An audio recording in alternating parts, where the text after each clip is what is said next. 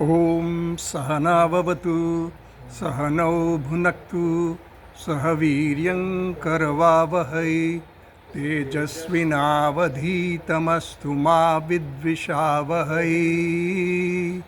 ॐ शान्ति शान्ति शान्तिः। ॐ पूर्णमदः पूर्णमिदं पूर्णात् पूर्णमुदच्यते पूर्णस्य पूर्णमादाय पूर्णमेवावशिष्यते। ॐ शान्ति शान्ति शान्तिः। श्रुतिस्मृतिपुराणानाम् आलयं करुणालयं नमामि भगवत्पादं शङ्करं लोकशङ्करं शङ्करं शङ्कराचार्यं केशवं बादरायणं सूत्रभाष्यकृतौ वन्दे भगवन्तौ पुनः पुनः। ईश्वरो गुरुरात्मेति मूर्तिभेदविभागिने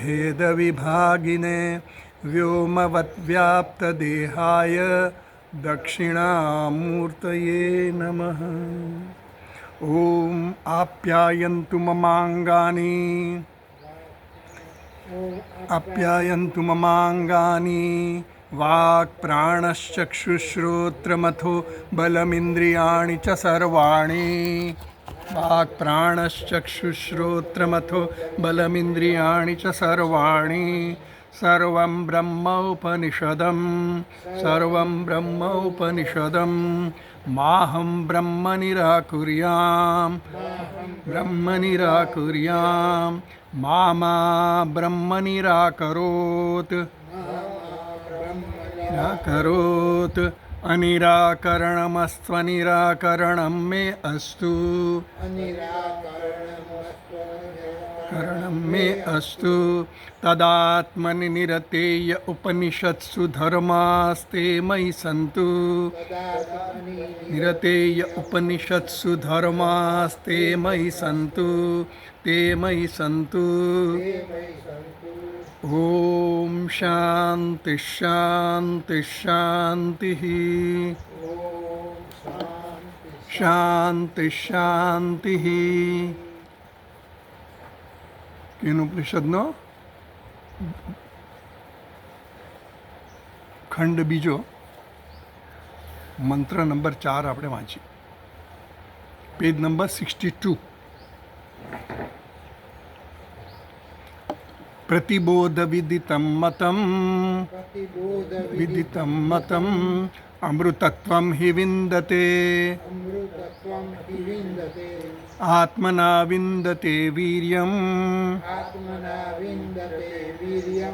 विद्यया विन्दते मृतं विन्दते मृतं। આપણે કયો વિદ્યા દ છે, દ વિદ્યા દ ને ય લાગે, વિદ્યા છે ને, વિદ્યા વિદ્યાનું વિદ્યા। તમે લોકો થોડું ઉચ્ચાર મોટેથી કરો ને તો તમને એ કોન્ફિડન્સ આવશે અને જીભે વળશે બરાબર, એટલે એક પ્રેક્ટિસ થઈ જવી જોઈએ। પ્રતિબોધ વિદિતમ મતમ એ આપણે સમજીએ છીએ અત્યારે। ભાષ્યકાર આપણને એ વાક્યનો એ ચરણનો આપણને અર્થ સમજાવે છે। પ્રતિબોધ વિદિતમ મતમ એટલે શું સમજવાનું, એટલે જુદા જુદા અભિપ્રાયો છે પ્રતિબોધ વિદિતમ મતમ માટેના। મતમ એટલે તો યથાર્થ જ્ઞાન, સમ્યક દર્શન કીધું, પણ પ્રતિબોધનો અર્થ શું કરવો એ દરેક દર્શનનો જુદો જુદો અર્થ કરે છે લોકો। એટલે આપણે મીમાંસકોનો અર્થ નથી જોયો, પણ આપણે નૈયાયિકોનો પક્ષ જોયો અને વૈશેષિકોનો પક્ષ જોયો અને વેદાંતિનો પક્ષ જોયો। તો વેદાંતિએ કહ્યું કે પ્રતિબોધ વિદિતમ એટલે આ ભગવાન ભાષ્યકારે બોધમ પ્રતિવિદિતમ એટલે જે કંઈ પણ વૃત્તિ આપણા મનમાં જન્મે દરેક વૃત્તિના સંદર્ભમાં આ તત્વને બ્રહ્મને જાણવાનો છે। એ બ્રહ્મ જ્યારે આવી રીતે વિદિતમ એટલે જણાઈ જાય ત્યારે એ યથાર્થ જ્ઞાન થયું કહેવાય, મતમ એવો એનો અર્થ કર્યો। પ્રતિબોધ વિદિતમ મતમ એટલે શું કે પ્રત્યેક વૃત્તિના સંદર્ભમાં જ્યારે આ તત્વને જાણવામાં આવે એ જ્ઞાનને યથાર્થ જ્ઞાન કહેવાય। તો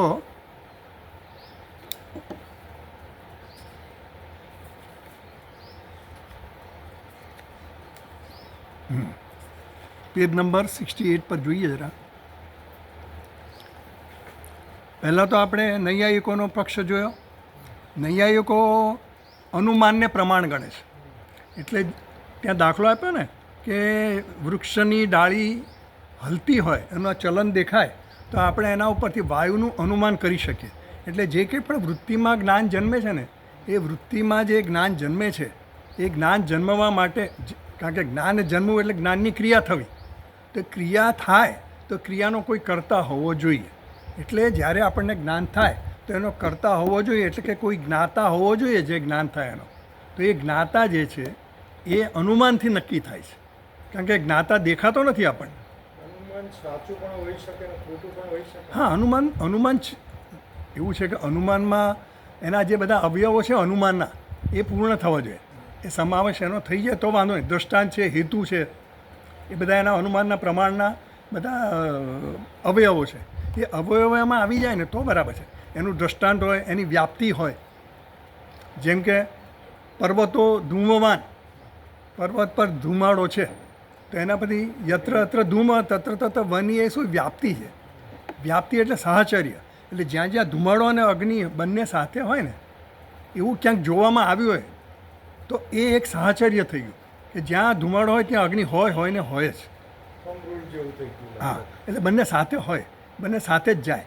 ધુમાડો અગ્નિ વગર હોઈ ન શકે, અગ્નિ ધુમાડા વગર હોઈ શકે.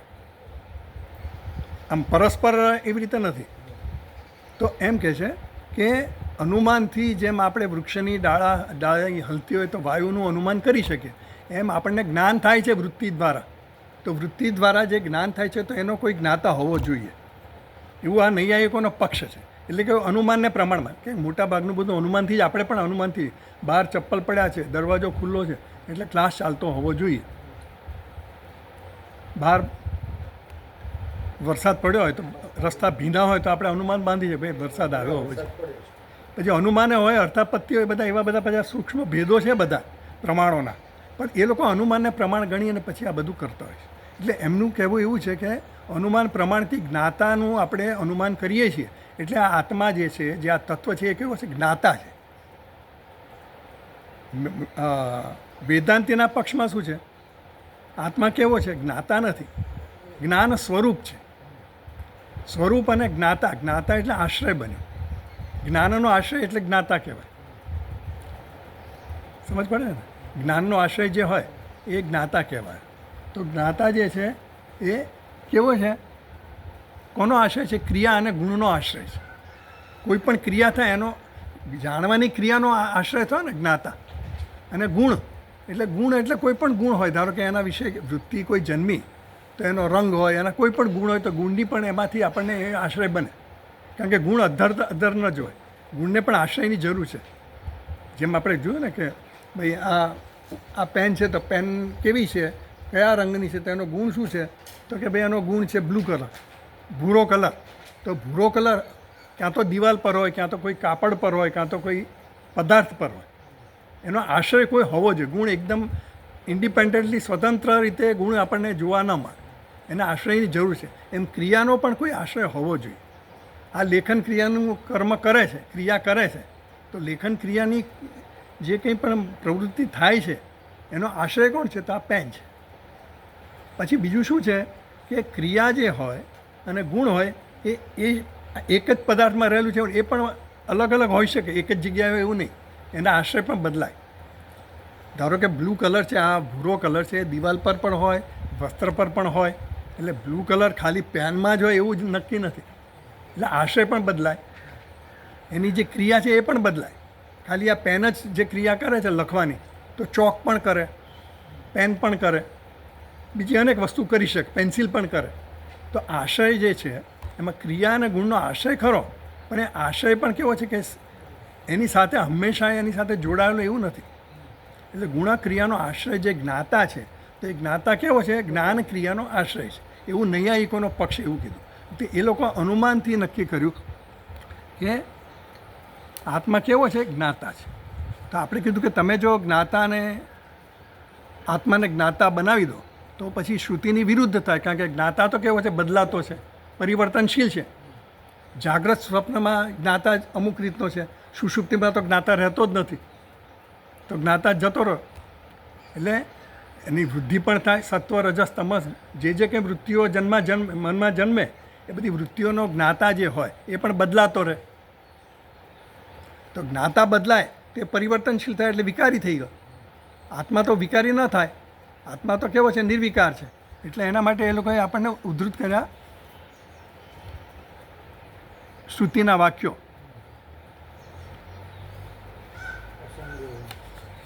એટલે એમ કહ્યું કે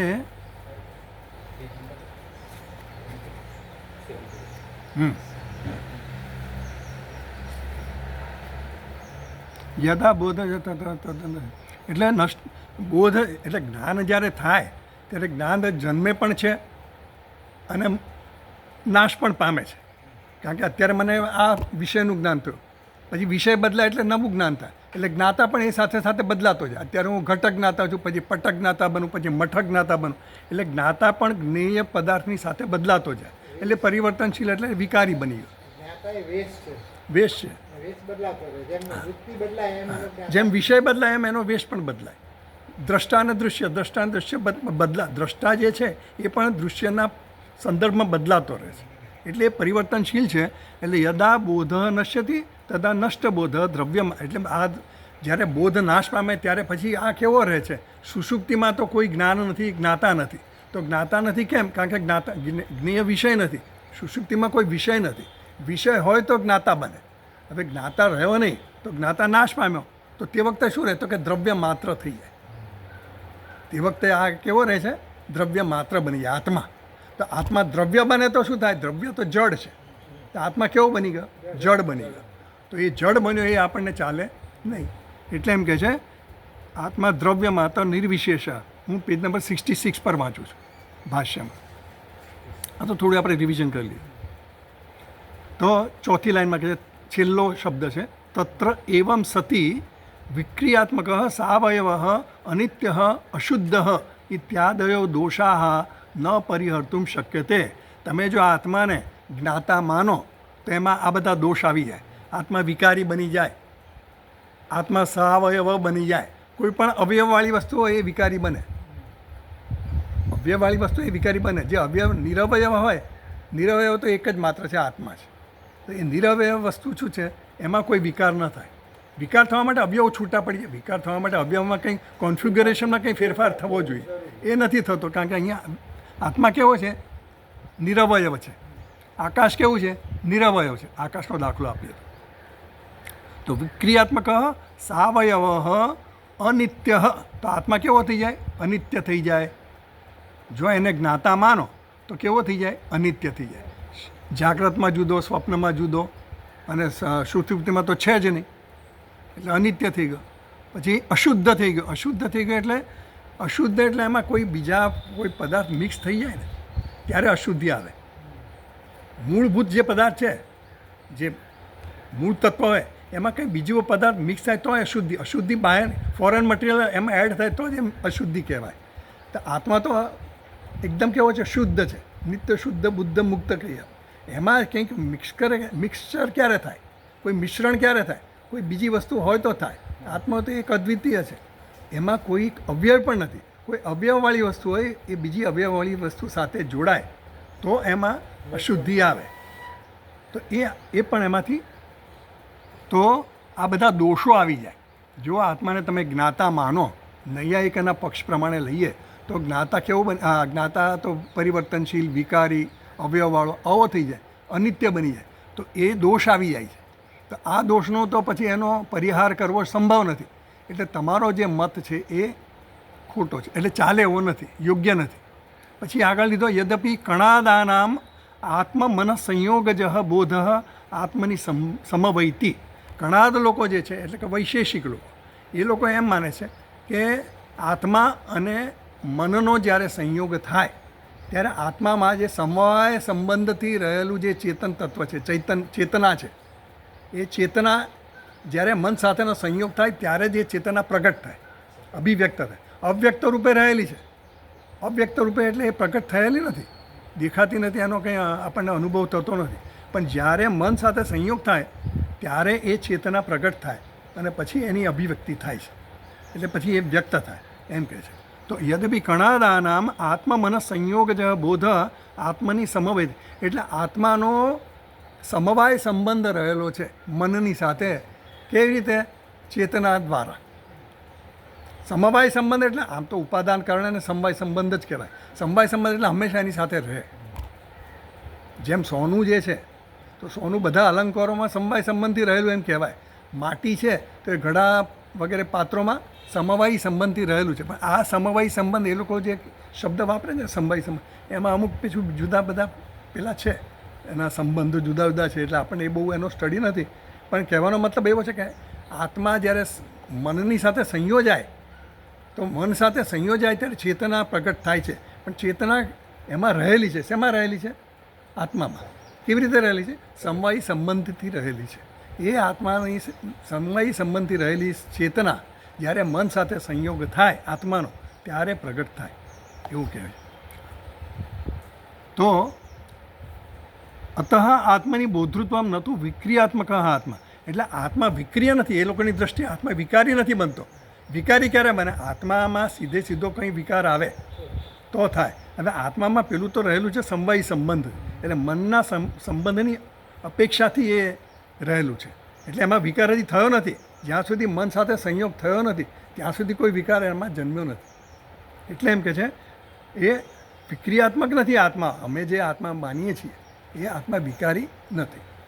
દ્રવ્ય માત્રસ્તુ ભવતી, તો કેવો બને છે? માત્ર દ્રવ્ય રહે છે. હવે દ્રવ્ય કહે છે એટલે શું થયું?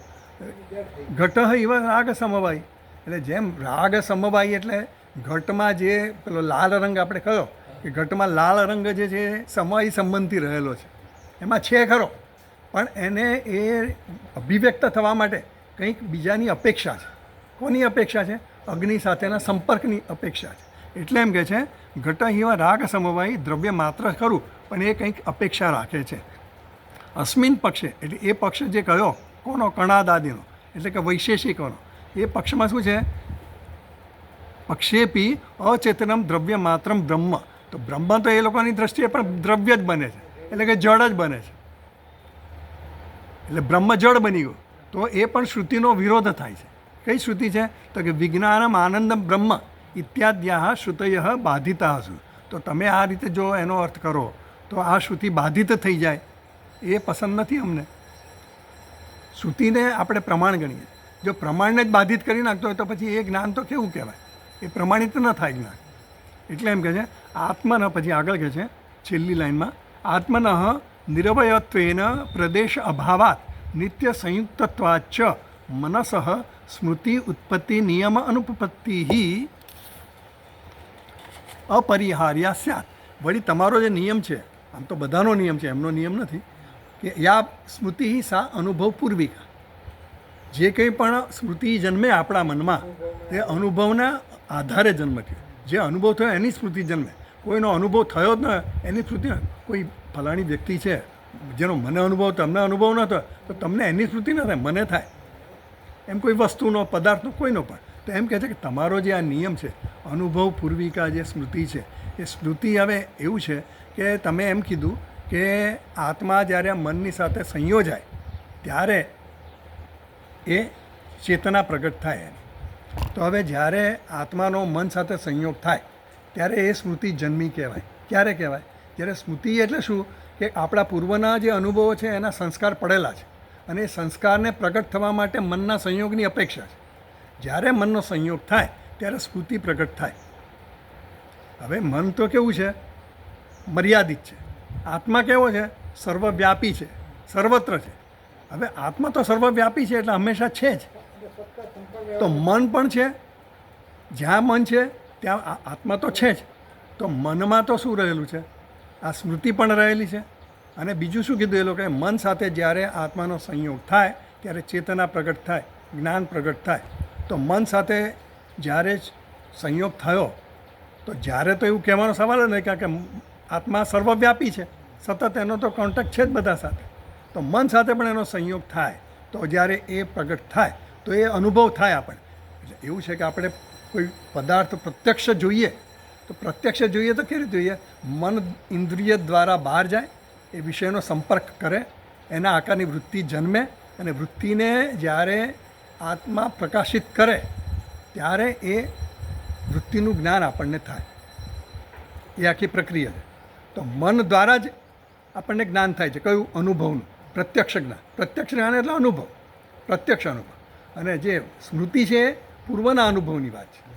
તો હવે જ્યારે આપણને આત્મા અને મનનો સંયોગ સતત થતો હોય ત્યારે સ્મૃતિ પણ થાય. અને પ્રત્યક્ષ જ્ઞાન થયું ત્યારે પણ, ધારો કે મેં પ્રત્યક્ષ ઘડાને જોયો, તો ઘડાને જે જોયો એ ઘડાનું વૃત્તિ જ્ઞાન મને થયું, ઘડાકાર વૃત્તિ થઈ. અને પૂર્વમાં મેં ઘડો જોયેલો એનો જે સંસ્કાર હતા અને એના મનના સંપર્કથી એ જ્ઞાન થયું, તો મને સ્મૃતિનું જ્ઞાન થયું કે આ પ્રત્યક્ષ જ્ઞાન થયું એ બહુ સમજ પડે નહીં. સમજ પડે છે ને? કારણ કે બે જ્ઞાન સાથે જ થાય છે. તો એ મન દ્વારા જે જ્ઞાન, બંને મનથી જ છે, મનની જરૂર તો બંને જગ્યાએ પડે. પણ પેલું જ્ઞાન કેવું છે? મનનું સ્મૃતિ દ્વારાનું એક જ્ઞાન છે, બીજું મનનું ઇન્દ્રિય દ્વારા જે પ્રત્યક્ષ જ્ઞાન થયું એ જ્ઞાન છે. તો સ્મૃતિ અને અનુભવ એ બે સાથે થાય. તો એ તો સમજ ન પડે પછી આપણને કે સ્મૃતિનું જ્ઞાન થયું કે અનુભવનું જ્ઞાન થયું. સમજ પડી ને? એટલે એમ કહે છે કે તમે જે કહો છો તો એ તો શું થયું? સ્મૃતિ ઉત્પત્તિ નિયમ અનુભવ. તો પછી સ્મૃતિ અનુભવ પૂર્વિકા જે કીધી, યા સ્મૃતિ સા અનુભવ પૂર્વિકા, એ જે કીધી, તો એ નિયમ તમારો પછી આમાં લાગુ ન પડે, એની જરૂર જ ન રહી ને. કારણ કે મન તો હંમેશા સંપર્કમાં રહ્યું જ આત્માના. તો સ્મૃતિના અનુભવ એ બે છૂટા ન પાડી શકો, એના વિભાગ તમે ન કરી શકો. એટલે એ નિયમ પણ તમારો લાગુ ન પડે અહીંયા, જો તમે આ રીતે મનના સંયોગની વાત કરો તો. એટલે આ વૈશેષિકનો નિયમ પણ અહીંયા આત્મા વિશેનો જે છે એ લાગુ પડતો નથી. એટલે એનો પણ દોષ બતાવી દીધો. પછી આપણે આગળ જોયું હતું ગયા વખતે, સંસર્ગ ધર્મિત્વમ ચ, 68મા પાના પર ઉપરની લીટી, પહેલી લીટી વાંચો. સંસર્ગ ધર્મિત્વમ ચ આત્મન સ્મૃતિ ન્યાય વિરુદ્ધમ કલ્પિતમ સ્યાત. હવે સંસર્ગ, આત્માનો મન સાથે સંયોગ થાય છે એવું જ્યારે કણાદ લોકો કહે, વૈશેષિક લોકો એવું કહે કે મનનો સંયોગ થાય છે આત્મા સાથે, તો એમ કહે છે સંસર્ગ ધર્મિત્વમ છે આત્માના. જો તમે એમ માનતા હો કે આત્માનો સંસર્ગ ધર્મિત્વ, આત્માનો સંસર્ગ થાય છે, તો એમ કહે છે સ્મૃતિ ન્યાય વિરુદ્ધમ, આત્માનો કોઈ પણ વસ્તુ કે પદાર્થ સાથે સંસર્ગ થઈ શકે જ નહીં. આત્મા કેવો છે? તો કહે છે કે અસંગો નહીં સજ્જતે, શ્રુતિનો વિરોધ થાય છે. શ્રુતિ શું કહે છે? આ આત્મા કેવો છે? અસંગ છે, એ ક્યાંય આસક્ત થતો નથી. તો તમે તો મનની સાથે એને સંયોગ બતાવો છો. સમજ પડી ને? તો એ સંયોગ જે છે એ તમે જે કહો છો એ સંયોગ શક્ય જ નથી, કારણ કે શ્રુતિની વિરુદ્ધ છે. એટલે શ્રુતિનું વાક્ય કોટ કર્યું એ લોકો. પછી અસક્તમ સર્વભૃચ્ચૈવ સર્વેન્દ્રિય ગુણાભાસમ, ભગવાને પણ ભગવદ્ ગીતામાં કીધું સર્વેન્દ્રિય ગુણાભાસમ સર્વેન્દ્રિય વિવર્જિતમ. આત્મા કેવો છે? બધા જ વિષયોને પ્રકાશિત કરનાર છે અને બધી જ ઇન્દ્રિયો દ્વારા એ વિષયોનો સંપર્ક કરનારો છે, પણ એ પોતે કેવો છે? ઇન્દ્રિય વર્જિતમ. અને પાછો અસક્તમ સર્વભૃચ્ચૈવ, પોતે અસક્ત એટલે આસક્ત થતો નથી, બધાને ધારણ કરે છે, આખા જગતને ધારણ કરે છે, પણ છતાંય એ કેવો છે? અસ્પૃષ્ટ છે, અલિપ્ત છે, એનાથી લેપાયમાન થતો નથી. એટલે એમ કીધું અસક્તમ સર્વભૃજ. તો આત્મા તો ક્યાંય લેપાયમાન થાય તે કોઈની સાથે સંયોજાય નહીં, નહીં તો આત્મા દુઃખી થઈ જાય. આપણે દુઃખી થયો તો આત્મા દુઃખી થઈ જાય, આપણે સુખી તો આત્મા ખુશ થવા માંડે. તો આત્મામાં એ બધા આવા બધા વિકારો આવવા માંડે, પણ એ થાય જ નહીં. એટલે અસક્તમ સર્વભૃત, આત્મા તો અસક્ત છે. એ જે તમારી સ્મૃતિ છે એનો પણ વિરોધ આવે. સમજ પડી ને? એમ કે એટલે શ્રુતિ સ્મૃતિ ન્યાય વિરુદ્ધ. તો ન્યાય પણ બતાવ્યો આપણને કે ન્યાયશ્ચ ગુણવત્તા સંસૃજ્યતે. આ કણાદનો પક્ષ છે ને, વૈશેષિકનો પક્ષ છે ને, એમાં શું દોષ છે એ બતાવે છે આપણને. કે તમે જો એમ કહેતા હો કે આત્માનો મન સાથે સંયોગ સંભવ ક્યારે હોય? બે ગુણવાળી વસ્તુ હોય ને, સગુણ ગણ વસ્તુ હોય, બે સગુણ વસ્તુ એકબીજાની સાથે સંપર્કમાં સંયોગમાં આવી શકે, એનો સંયોજન થાય. પણ જે એક ગુણવાળી અને બીજી નિર્ગુણ હોય તો એનો સંયોજ ના થાય, કારણ કે બંનેની સત્તા પણ જુદી થઈ જાય. એટલે એમ કહે છે એવો ન્યાય છે. ન્યાય એટલે કે તર્ક, આપણો સમજ, આપણો અનુભવ આવું કહે છે. શું કહે છે? ગુણવત્તા સંસૃજ્યતે ન અતુલ્ય જાતીયમ. સમાન જાતીય હોય ને, એક વર્ગની જાતિ બીજી વર્ગની સાથે જાતિ હોય તો એ એની સાથે તુલ્ય હોય, સમાન હોય, બંનેમાં સ્પર્શના એવા ગુણ હોય તો સ્પર્શ કરી શકે. પણ આકાશ અને ઘડાનો સ્પર્શ ન થાય, આકાશ અને દોરડાનો સ્પર્શ ન થાય. કેમ ન થાય? કારણ કે આકાશ કેવું છે? અસ્પૃષ્ટ છે. જ્યારે દોરડું અને ઘડાનો સ્પર્શ થાય, કારણ કે બંને કેવા છે? સ્પર્શ ગુણ ધરાવનારા છે. દોરડું છે કારણ કે દોરડું અને ઘડો કેવા છે? પૃથ્વી તત્વ છે. તેમાં 5 ગુણ રહેલા છે. શબ્દ, સ્પર્શ, રૂપ, રસગંધ. જેમ આકાશ, વાયુ, અગ્નિ, જળ, પૃથ્વી બધું એમાં રહેલું છે. એ તત્વ એમાં છે. જ્યારે આકાશમાં વાયુએ નથી ને અગ્નિએ નથી ને કંઈ નહીં. આકાશ એકદમ શુદ્ધ છે, નિર્લેપ છે. એટલા માટે આકાશ જે છે ને પેલું મહાભૂત છે એમાં કરતા કોઈ એમાં કંઈ ગુણ આવતા નથી, એટલે એ નિર્લેપ કીધું. એ સૂક્ષ્મમાં સૂક્ષ્મ તત્વ છે. એટલે એમ કે છે ગુણવાન જે સગુણ વસ્તુ હોય એ બીજી સગુણ વસ્તુ સાથે સંયોજાય. તો આત્મા કેવો છે? ગુણવાળો નથી. અતઃ નિર્ગુણમ નિર્વિશેષમ સર્વ વિલક્ષણમ કેનચિતપી અતુલ્ય જાતિ અને સંસૃજતે ઇતિ એતત ન્યાય વિરુદ્ધમ. આત્મા તો કેવો છે? નિર્વિશેષ છે, નિર્ગુણ છે, સર્વ વિલક્ષણ, બધા કરતાં વિલક્ષણ છે. જગતના પદાર્થો, નામરૂપાત્મક જગતના પદાર્થો છે એના કરતાં ટોટલ વિલક્ષણ. એની સત્તા કેવી છે? પારમાર્થિક છે. અને આની સત્તા કેવી છે? વ્યાવહારિક છે. તો વ્યાવહારિક સત્તા અને પારમાર્થિક સત્તાનો કોઈ રીતે સંબંધ, સંયોજન ન થાય. રજ્જુ અને સર્પનો સંયોજન નથી થતું. એ અધ્યારોપ અને અધિષ્ઠાનનો સંબંધ છે. કારણ કે બંનેની સત્તા જુદી છે. સર્પની સત્તા કેવી છે? પ્રાતિભાષિક છે. સર્પની પ્રાતિભાષિક અને પેલાની વ્યવહારિક સત્તા. એટલે બે સત્તાઓ જે છે ને જુદી પડી જાય. તો એમ કહે છે કે અત નિર્ગુણમ નિર્વિશેષમ સર્વ વિલક્ષણમ કેનચિદપી અતુલ્ય જાતિયેન સંસૃજ્યતે ઇતિ એતત ન્યાય વિરુદ્ધમ ભવેત. તો આ તો ન્યાય એટલે કે તર્કની વિરુદ્ધ થઈ જાય છે. એટલા માટે તસ્માત નિત્ય અલુપ્ત વિજ્ઞાન સ્વરૂપ જ્યોતિ આત્મા બ્રહ્મ ઇતિ અયમ અર્થ સર્વબોધ બોધૃત્વે આત્મન સિદ્ધ્યથી. એટલે આત્મા અને બ્રહ્મનું ઐક્ય સિદ્ધ કઈ રીતે થાય? આ રીતે અમે જે કહ્યું એ રીતે જ. કારણ કે અલુપ્ત વિજ્ઞાન સ્વરૂપ જ્યોતિ આત્મા. આત્મા કેવો છે? જેની જ્યોતિનો ક્યારેય લોપ થતો નથી. નહીં વિજ્ઞાતુ વિજ્ઞાતે વિપરીલોપ વિદ્યતે અવિનાશિત્વાત એવું કીધું. તો એમ કે છે કે નિર્ગુણ અને નિર્વિશેષ આ જે આત્મતત્વ છે એ કેવું છે? નિત્ય અલુપ્ત વિજ્ઞાન સ્વરૂપ જ્યોતિ, સ્વયં પ્રકાશ છે. કેવું છે? નિત્ય છે અને વિજ્ઞાન સ્વરૂપ છે, જ્યોતિ સ્વરૂપ છે, સ્વયં જ્યોતિ છે. તો એ કેવું છે? એ બ્રહ્મ થયું. એટલે એનું ઐક્ય થઈ ગયું. કારણ કે બ્રહ્મ પણ આવું છે અને આત્મા પણ આવો છે. તો આ એક મહાવાક્ય બની ગયું. સર્વબોધ બોધુત્વે આત્મન સિદ્ધ્યતિ ન. તો આ એક જ રીત એવી છે કે જે દ્વારા તમે આત્મા અને બ્રહ્મનું ઐક્ય સિદ્ધ કરી શકો. આ સિવાય બીજી કોઈ રીતે આત્મા અને બ્રહ્મનું ઐક્ય સિદ્ધ ન થઈ શકે. તસ્માત પ્રતિબોધ વિદિતમ મતમ ઇતિ યથા વ્યાખ્યાત એવ અર્થ અસ્માભી. એટલે અમે, ભાષ્યકાર કહે છે કે અમે જે અર્થ કર્યો બોધમ પ્રતિ વિદિતમ, એ જે કીધું અમે કે દરેક પ્રત્યેક વૃત્તિના સંદર્ભમાં જે છે જણાય છે એ બ્રહ્મ છે, એ આત્મા છે, એ અર્થ જ યોગ્ય છે, યુક્તિયુક્ત છે. તમે જે કહો છો એ રીતે કોઈ પણ રીતે આ સિદ્ધ થતું નથી. આત્મા અને બ્રહ્મનું ઐક્ય. યત પુનઃ સ્વસંવેદ્યતા.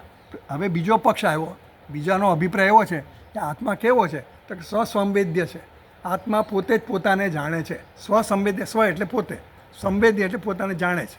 તો પોતે જ પોતાને જાણે છે એવું આપણે માનીએ, એવો અભિપ્રાય છે એક જણો, કોઈકનો એવો અભિપ્રાય છે.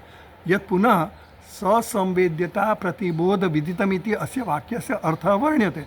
તો કોઈ એવું વર્ણન કરે કે ભાઈ આ આત્મા એટલે પ્રતિબોધ એટલે શું સમજવાનું? પોતે પોતાને જાણે છે. આમ આપણને ન ખબર હોય તો આપણે એવું સમજીએ, આપણે એવું સમજીએ એમાં કે ખોટું શું છે? પોતે પોતાને જાણે છે. હું મને જાણું છું, એમાં ખોટું શું છે? તો એમ કે એટલે એમ કે છે એનું વર્ણન કરે છે. એટલે એમ કે છે કે પ્રતિબોધ વિદિતમનો અર્થ શું કરવાનો? આત્મા પોતે પોતાને જાણે છે એવો અર્થ કરવાનો. તો એમ કે છે એમાં પણ એ લોકો પછી ઉદ્ધૃત કરે છે શ્રુતિના વાક્યો. આપણે જેમ શ્રુતિના વાક્યને શાસ્ત્રને પ્રમાણ ગણી અને શાસ્ત્રના ઉદ્ધૃત કરીએ શબ્દો, વાક્યો, એમ એ પણ ઉદ્ધૃત કરે છે. તત્ર ભવતી સોપાધિ. તો ભાષ્યકાર એમ કહે છે તમે જે કહો છો ને એ સોપાધિક આત્માની વાત બરાબર છે કે સોપાધિક આત્મામાં એવું સંભવ છે કે એ પોતે પોતાને જાણે. કેવી રીતે? કારણ કે બુદ્ધિના બે વિભાગ છે. બુદ્ધિમાં એક અહમ વૃત્તિ હોય, બીજી ઇદમ વૃત્તિ હોય. બંને વૃત્તિ વિષયને પણ આપણે જોઈએ ને તો વિષય છે ત્યાં, પણ એનું જ્ઞાન આપણને ક્યાં છે? બુદ્ધિમાં થાય છે. વૃત્તિ ક્યાં જન્મે છે? બુદ્ધિમાં. ઘટને જોઈએ તો ઘટાકાર વૃત્તિ ક્યાં જન્મી? બુદ્ધિમાં જન્મી. તો એ ઇદમ વૃત્તિ ક્યાં જન્મી? બુદ્ધિમાં જન્મી. અને અહમ જે દ્રષ્ટા છે એ પણ ક્યાં છે? બુદ્ધિમાં છે. એટલે બુદ્ધિમાં બે વસ્તુ છે, ઇદમ વૃત્તિ પણ છે અને અહમ વૃત્તિ પણ છે. તો અહમ વૃત્તિને પણ પ્રકાશિત કરનાર કોણ છે? આત્મા છે. ઇદમ વૃત્તિને પણ પ્રકાશિત કરનાર કોણ છે? આત્મા છે. પણ એ દ્રષ્ટા અને દ્રશ્ય જે બન્યા, જે બુદ્ધિમાં દ્રષ્ટા અને દ્રશ્ય બન્યા, જે વૃત્તિનો પ્રકાશક, તો એ દ્રષ્ટા જે છે એ કેવો છે? પાછો એ પણ બદલનારો જ છે, એ બદલાતો છે. એટલે એ દ્રષ્ટા અંતિમ દ્રષ્ટા નથી, એ દ્રષ્ટાનો પણ દ્રષ્ટા આત્મા છે છેલ્લે તો. એટલે તત્ર ભવતી સોપાધિકત્વ આત્મન બુદ્ધિ ઉપાધિ સ્વરૂપત્વેન ભેદમ પરિકલ્પ્ય આત્મના આત્માનમ વેત્તિ. આત્મા આત્માને જાણે છે એવો તમે જે અર્થ કહો છો, એમાં ઉપાધિવાળો જે સોપાધિક આત્મા છે, બુદ્ધિરૂપી ઉપાધિ ધરાવનાર આત્મા છે, એ આત્મા આત્માને જાણે છે. એટલે બુદ્ધિ જ બુદ્ધિને જાણે છે એવું કહેવાય. પણ બુદ્ધિમાં અહંભાવ જ્યારે થાય ત્યારે એમ કહું, હું એમ કહું કે ભાઈ મેં આ ઘટને જાણ્યું, મેં જાણ્યું, હું જાણું છું, એવું જ્યારે કહીએ ત્યારે એ કયો છે? હું ઉપાધિવાળો હું છે, અહમ વૃત્તિવાળો હું છે. શુદ્ધ હું નથી. શુદ્ધ હું તો કંઈ કરતોય નથી ને કંઈ જાણતોય નથી, એને ખબર નથી આ બધા શું કરે. શુદ્ધ હું જે છે ને એને તો કંઈ લાગતું ઓળખતું જ નથી. એ તો છે બસ, એ તો ખાલી બધું પ્રકાશિત કર્યા કરે બસ, બીજું કંઈ નહીં. એને કંઈ કામ કરવાનું. પેલા નાટ્ય દીપની જેમ બધું જ પ્રકાશિત કરે. અભાવને પ્રકાશિત કરે, ભાવને પ્રકાશિત કરે. ઓડિયન્સ હોય તોય પ્રકાશ આપે, ન હોય તો પ્રકાશ. એને એમ ના થાય કે હવે ઓડિયન્સ જતું હોય તો હું એ બંધ થઈ જાય, એવું નહીં. એ તો ચાલુ ને ચાલુ જ રહે. એમાં સ્વપ્રકાશ આત્મા છે એ તો હંમેશા પ્રકાશિત રહે. એટલે આ જે તમે ભેદ કલ્પિત કર્યો, આત્મના એવા આત્માનમ વેતી, એવો જે તમે વ્યવહાર કરો છો એ કેવો છે વ્યવહાર? સોપાધિક વ્યવહાર છે. આત્મા ઉપાધિ સાથે જ્યારે અહમભાવ કરીને પછી વ્યવહાર કરે એ સોપાધિક વ્યવહાર. તો એ તમારો જે વ્યવહાર છે એ સોપાધિક છે. તો કે આત્મના એવા આત્માનમ પશ્યતિ સ્વયં એવા આત્મના આત્માનમ વેત્તત્વમ પુરુષોત્તમ ઇતિ, એવું તમે જે કોટ કર્યું, એમણે એવું કહ્યું કે ભાઈ ઉપનિષદોમાં કીધું આત્માના એવા આત્માનમ પશ્યતિ, આત્મા આત્માને જાણે છે, જુએ છે. અને બીજું કીધું સ્વયં એવા આત્માના આત્માનમ વેત્તત્વ, હે પુરુષોત્તમ તમે જ પોતે પોતાના વડે જાણો છો. અર્જુને કીધું ભગવાન, એટલે આત્મા આત્માને જાણે છે એ તો કીધું જ છે ને. પણ એ આત્મા કયો છે? સોપાધિક આત્મા છે. શુદ્ધ આત્મા નથી, નિરુપાધિક આત્મા નથી, નિર્વિશેષ આત્મા નથી. એટલે નતુ નિરુપાધિકસ્ય આત્મન એકત્વે સ્વસંવેદ્યતા પરસંવેદ્યતા વા સંભવતી. એટલે નિરુપાધિક આત્મા હોય ને એ આત્મા એકત્વે કેવો છે? એક જ છે. આત્મા એક જ છે. એમાં સ્વસંવેદ્યતા પોતે પોતાને જાણવે એવું સંભવ નથી. પોતે પોતાનું જાણવું એટલે શું? વિષયકરણ કરવું. પોતે પોતાનું વિષયકરણ કરી શકે નહીં. આત્મા પોતે પોતાનું વિષયકરણ કરી ન શકે. અથવા તો પરસંવેદ્યતા, પરસંવેદ્યતા એટલે બીજા પણ આત્માને જાણી ન શકે. મન પણ ન જાણી શકે, ઇન્દ્રિય પણ જાણી ન શકે. પરસંવેદ્યતા એટલે શું? બીજા દ્વારા આત્માને જાણી શકાય? તો કે ન જાણી શકાય. ઇન્દ્રિય દ્વારા આત્માને જાણી શકાય? ન જાણી શકાય. સમજ પડી? પરસંવેદ્યતા એટલે બીજા દ્વારા પણ આત્માનું જ્ઞાન, એટલે આત્માને વિષય બનાવી શકાય નહીં. ઇન્દ્રિયો દ્વારા આપણે બીજા વિષયોને બનાવી શકે વિષય, પણ આત્માને વિષયીકરણ કરી શકીએ નહીં. એટલે એમ કીધું કે એકત્વે આત્મા કેવો છે? એક છે. તો સસંવેદ્યતા પરસંવેદ્યતા વા સંભવતી નતુ સંભવતી. એટલે નિરુપાધિક આત્મા જે છે એમાં પરસંવેદ્યતા કે સ્વસંવેદ્યતા સંભવ થતી નથી, એવું નક્કી કર્યું. આટલું આપણે ગયા વખતે જોયું. હવે આગળ જુઓ, આમાં પહેલી લીટી આનંદગીરી ટીકા જરા જોઈ લઈએ. એ જ પાના પર 70 નંબરના પાના. કાણાદસ્ય સ્વસંવેદ્યત્વ અનંગીકાર બલાત પરવેદ્યત્વ પ્રસજ્જતે ઇતિ અપી ન વાચ્યમ. એટલે આમાં એવું કહ્યું કે ઘણા જ લોકોએ એવું કહ્યું ને કે સ્વયં, ઘણા જ લોકોએ કીધું કે સસંવેદ્યતા છે, આત્મા પોતે પોતાને જાણે છે, એનો તો આપણે કહી દીધું કે ભાઈ નથી. એટલે કાણાદસ્ય સ્વસંવેદ્યત્વ અનંગીકાર, એનો તો અંગીકાર નથી કરતા કે ભાઈ સ્વસંવેદ્ય પોતે પોતાને ન જાણી શકે, કારણ કે આત્મા તો એક જ છે. તો પોતે પોતાને જાણવું એટલે દ્રષ્ટા અને દૃશ્ય બંને એક જ બની ગયા.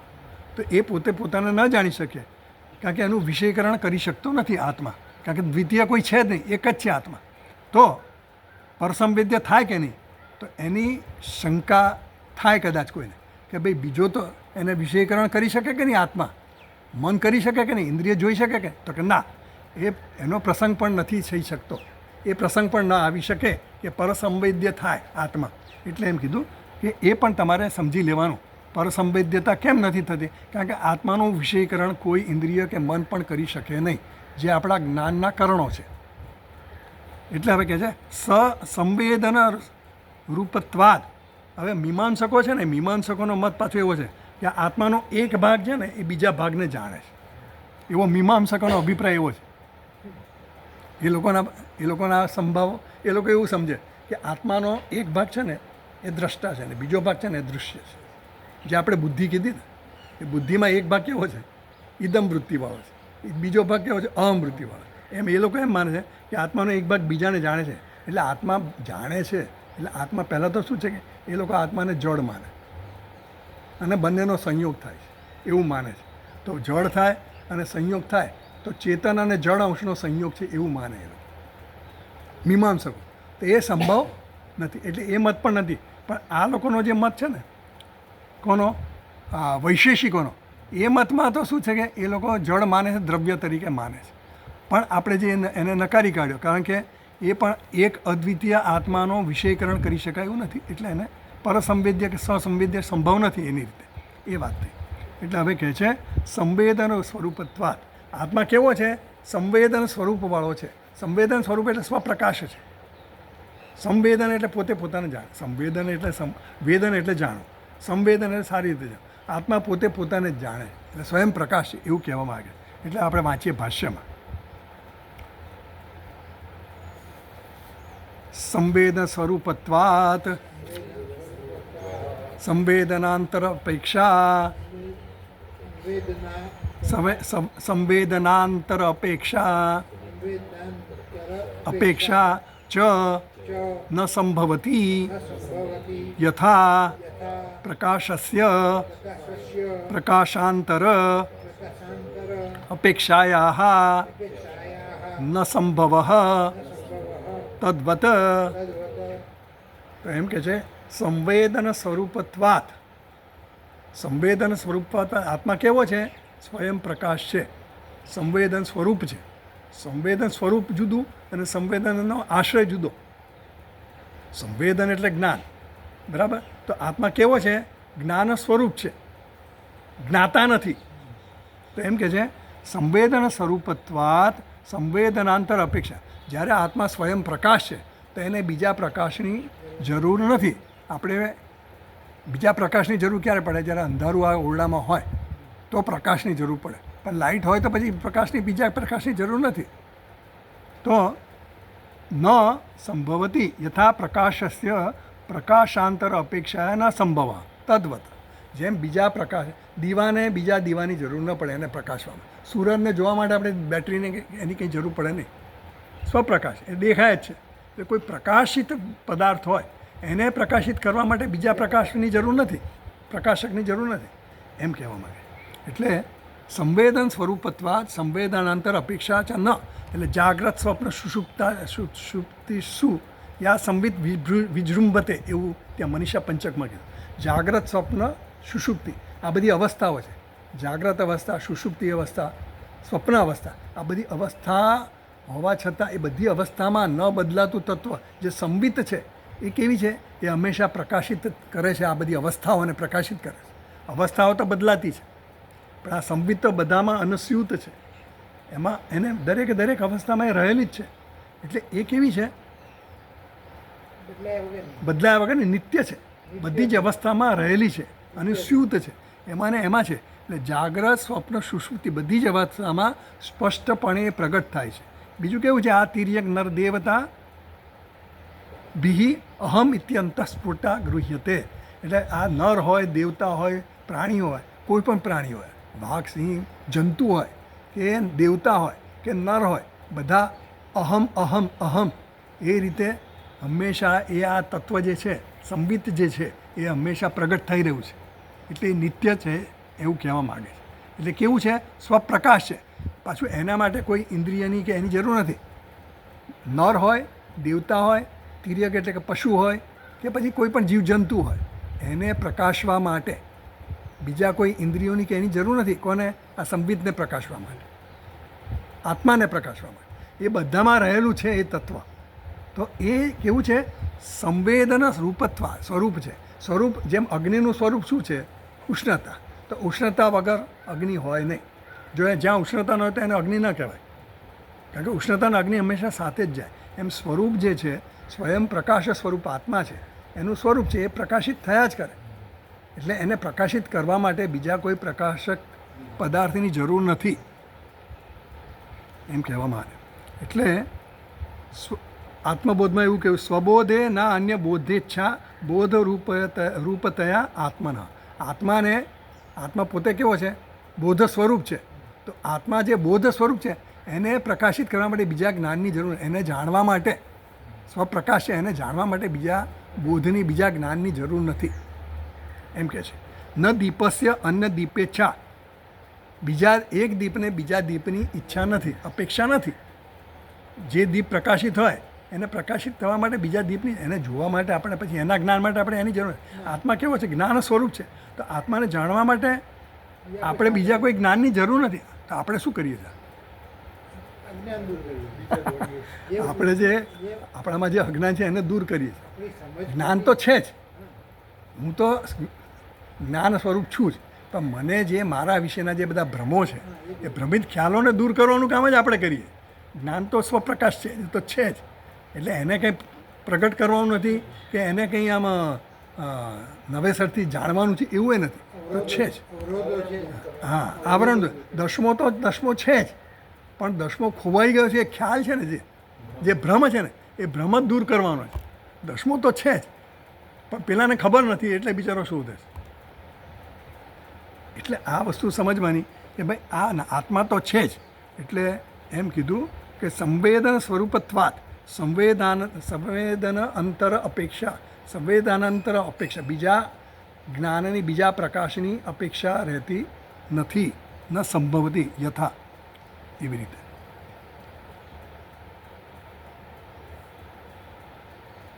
પછી હવે કણાદ પક્ષ એટલે વૈશેષિકનો પક્ષ ગયો, અને આ બીજો સ્વસંવેદ્યવાળો જે પક્ષ છે એનો પણ થોડો નિરાકરણ કર્યું. હવે બૌદ્ધ પક્ષ લે છે, બીજો અભિપ્રાય લે છે.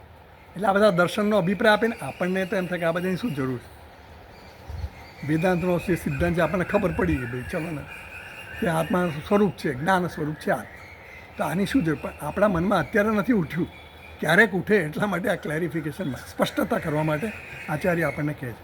એટલે આગળ કહે છે, જો આનંદગીરી ટીકા જોઈ લે, બીજી લીટી છે એમાં છે, બૌદ્ધેન સ્વસંવેદ્યમ વિજ્ઞાનમ ઇષ્ટમ. હવે બૌદ્ધ લોકો પણ સ્વસંવેદ્યતાને માને છે, એ લોકો એને પણ પ્રમાણ ગણે છે. સ્વસંવેદ્યતાને એ લોકો ગણે છે. તો કે તવ કિમ ને, તો તમે કેમ એમ માનતા નથી? જો બૌદ્ધ લોકો માને, બીજા દર્શનો માને, એમ બૌદ્ધે માને છે કે આત્મા પોતાને જ જાણે છે, તો તમે કેમ માનતા નથી? એવો પ્રશ્ન થાય છે. તો એના માટે કહે છે, ભાષ્યમાં વાંચીએ, બૌદ્ધ પક્ષે સ્વસંવેદ્યતાયામ તું ક્ષણભંગુરત્વમ નિરાત્મકત્વમ ચ વિજ્ઞાનસ્ય સ્યાત નહિ વિજ્ઞાતુઃ વિજ્ઞાતેઃ વિપરિલોપો વિદ્યતે અવિનાશિત્વાત નિત્યમ વિભુમ સર્વગતમ સવા એષ મહાન જ આત્મા અજરઃ અમરઃ અમૃતઃ અભયઃ ઇત્યાદ્યાઃ શ્રુતયઃ બાધ્યેરન.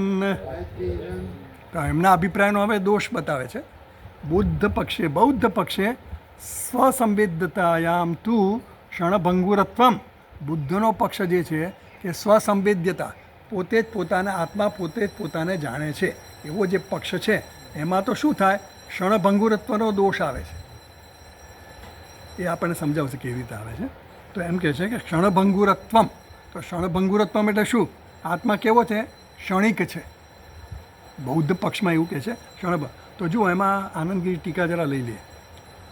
ત્રીજી લાઈનમાં આનંદગીરી ટીકામાં પ્રત્યક્ષસ્ય વર્તમાન અવભાસકત્વાત ક્ષણાંતર વિશિષ્ટે સ્વાત્મની ક્ષણાંતર વિશિષ્ટમ તદેવ વિજ્ઞાનમ પ્રત્યક્ષમ ન સંભવતી. ઇન્દ્રિયો દ્વારા આપણને કયું જ્ઞાન થાય? પ્રત્યક્ષ જ્ઞાન થાય. ઇન્દ્રિયો ભૂતકાળનું જ્ઞાન ન કરાવી શકે. ઇન્દ્રિયો આપણને ભૂતકાળના પદાર્થનું જ્ઞાન ન કરાવે. ઇન્દ્રિય તો જે સંપર્ક થાય એનું જ જ્ઞાન કરાવે, ભવિષ્યનું પણ ન કરાવે. વર્તમાન કાળનું જ જ્ઞાન ઇન્દ્રિયો કરાવે. ઇન્દ્રિય હંમેશા વર્તમાનમાં જે વસ્તુ છે ને એનો જ સંપર્ક કરી શકે. ભૂતકાળની પદાર્થનો સંપર્ક ઇન્દ્રિય ન કરી શકે. હું ચક્ષુ કલ્પના કરી શકે પણ સંપર્ક ન થાય. તો એમ કહે છે પ્રત્યક્ષ વર્તમાન અવભાસકત્વ. પ્રત્યક્ષ જે કંઈ હોય એ કેવું છે? વર્તમાનને જ અવભાસિત કરે. ઇન્દ્રિયો વર્તમાનને જ અવભાસિત કરે. ક્ષણાંતર વિશિષ્ટ એટલે એક ક્ષણ પછી વર્તમાન કોને કહેવું? હવે વર્તમાન કહેવું એના માટે તે બહુ આમ મોટું વિચાર કરવા જેવું. વર્તમાન કોને કહેવાય? આપણે હવે 100 વર્ષની કમ્પેરિઝનમાં આ વર્ષે વર્તમાન કહેવાય. વર્તમાન પણ સરખામણીમાં જ કહીએ, અમે સંદર્ભમાં જ કહીએ. આ સાપેક્ષ જ છે વર્તમાન. અત્યારના સમજમાં અત્યારે આપણે અહીંયા બેઠા છે તો કલાકની દ્રષ્ટિએ આપણે કહીએ કે વર્તમાન, બરાબર. અત્યારે વર્તમાનમાં અમે આ સ્ટડી કરી રહ્યા છીએ. વર્તમાન તો 60 મિનિટ. તો 60 મિનિટના ભાગ પાડો પાછા. 60 મિનિટ એટલે વર્તમાન કરો તો 60 મિનિટ પહેલાંનું શું થયું? ભૂતકાળ થયું. 60 મિનિટ પછીનું શું થયું? ભવિષ્યકાળ. તો હવે 60 મિનિટ ગણો તો એનાય ભાગ પાડો પાછા. 1 મિનિટ કરી નાખો ચાલો. તો 1 મિનિટ કરો તો 1 મિનિટ પહેલાંનું શું થયું? ભૂતકાળ થયું. 1 મિનિટ પછી શું થયું? એમ પ્રત્યેક સમય કાળનો તમે વિભાગ કરતા જાઓ તો છેલ્લે ક્ષણ આવીને ઊભી રહી. સમજો તો ક્ષણ રહી તો વર્તમાનમાં તમે ક્ષણ ગણો ધારો તો ક્ષણનો માપ શું?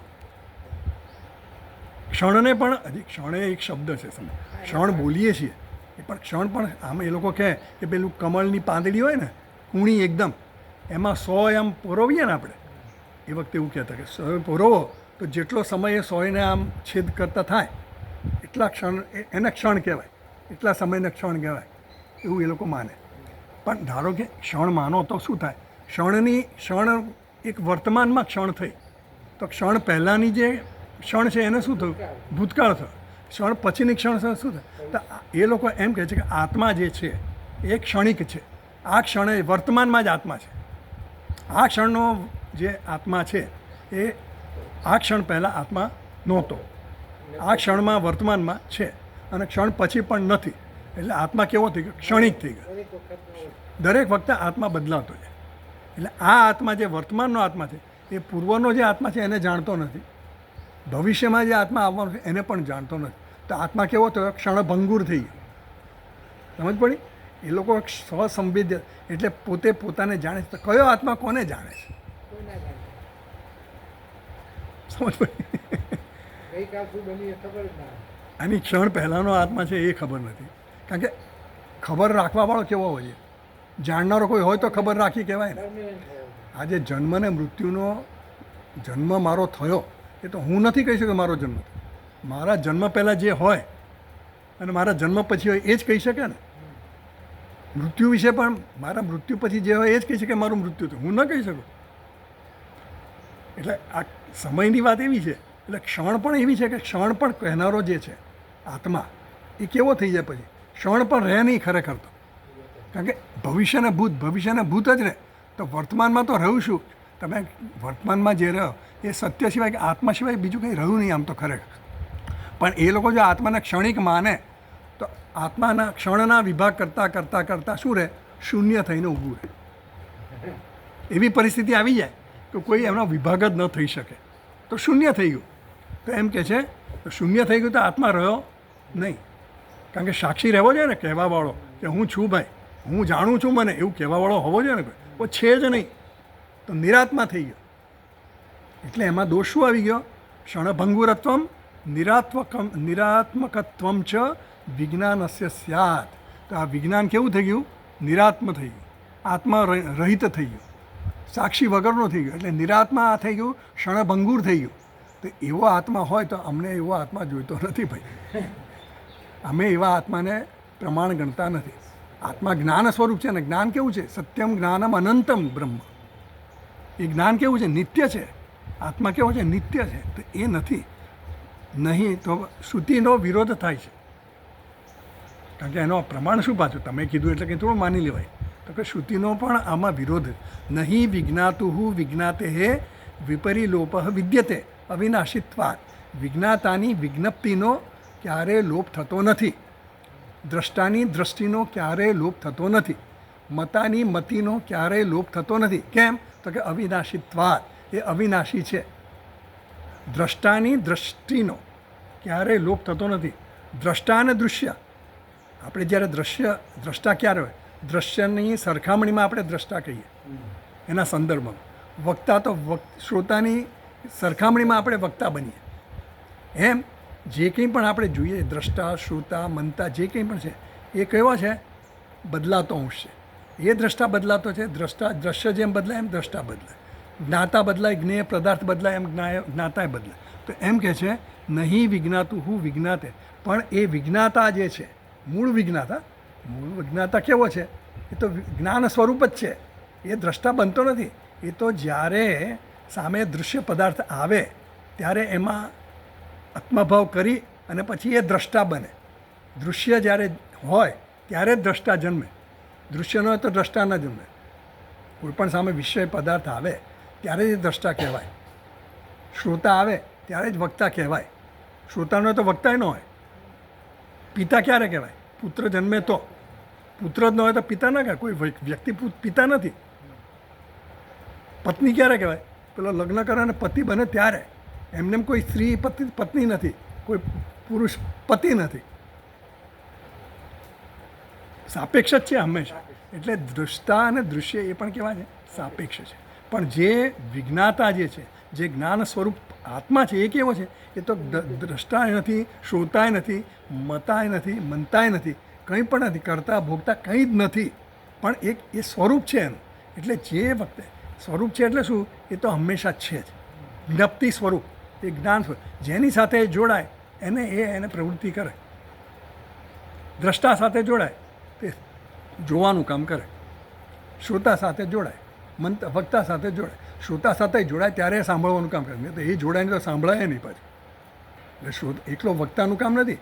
વક્તા બોલે તો એ બોલાય ત્યારે ક્યારે? જ્યારે એ હોય ત્યારે, ચૈતન્ય એની પાછળ હોય ત્યારે. એટલે આ તત્વ કેવું છે કે એની જ્યારે એની પાછળ હોય પણ એ પોતે કેવું છે? નિર્વિશેષ છે, નિર્ગુણ છે, નિરાકાર છે, શુદ્ધ છે. પણ છતાંય એ હોય ત્યારે જ આ બધું થાય, સંભવ બને. એટલે નહીં વિજ્ઞાતું વિજ્ઞાતે વિપરીલોપો વિદ્યતે અવિનાશિત્વાત. એટલે એ ચૈતન્યનો ક્યારેય લોપ થતો નથી. જેમ આગળ કીધું ને 68મા પાનામાં, તસ્માત નિત્ય અલુપ્ત વિજ્ઞાન સ્વરૂપ જ્યોતિ. એની જ્યોતિ એટલે કે એની જ્યોતિ એટલે જ્ઞાન, એનું પ્રકાશ સ્વરૂપ જે છે એ ક્યારેય લુપ્ત થતું નથી, અવિનાશી છે. પછી આગળ કહે નિત્યમ વિભુમ સર્વગતમ. મુંડક ઉપનિષદમાં કહેવામાં એ કેવો છે? નિત્ય છે.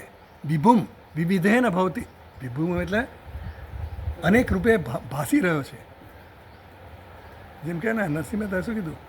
અનેક રૂપ લઈને વિવિધ રચના કરી અનેક રસ લેવાને શિવ થકી જીવ થ. એવું જે કહે છે ને, એટલે વિવિધ રૂપે એ દેખાય છે. ભગવાને આ જગતની રચના કરી તો આ ભગવાન શું ત્યાં જુદો છે અને આ જગત જુદું છે? ના, એણે આ બધી રચના કરી પણ એ પોતે જ એવો દેખાય છે. કેવો? આ જુદા જુદા રૂપમાં. તો એવું કરવાની શું જરૂર? બસ અનેક રસ લેવાને. એટલે એવું કીધું. એટલે સવા નિત્યમ વિભુમ સર્વગતમ. સર્વગતમ એટલે બધે જ એ ફેલાયેલો છે, બધે જ રહેલો. એવી કોઈ એવો એક છિદ્ર નથી કે જ્યાં એ ન હોય. એવું ત્યાં ઉપનિષદમાં કીધું.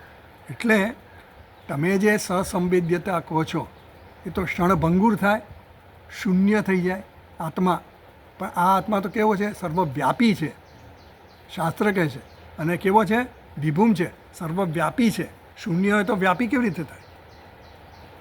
સર્વવ્યાપી હોય તો એ શૂન્ય હોય જ નહીં. એટલે એનો વિરોધ થાય છે. સવા એશ મહાનજઃ આત્મા અજરઃ અમરઃ અમૃતઃ અભય. એ પણ બૃહદારણ્યક ઉપનિષદમાં કહેવાય. એ આત્મા કેવો છે? એષ મહાન, એ મહાન છે. મહાન એટલે ખૂબ જ બૃહદ, મોટો છે. મોટો એટલે પછી એને વિશેષણ નથી આપ્યું. મહાન એટલે પર્વત મહાન કહો તો વિશેષણ લાગી જાય.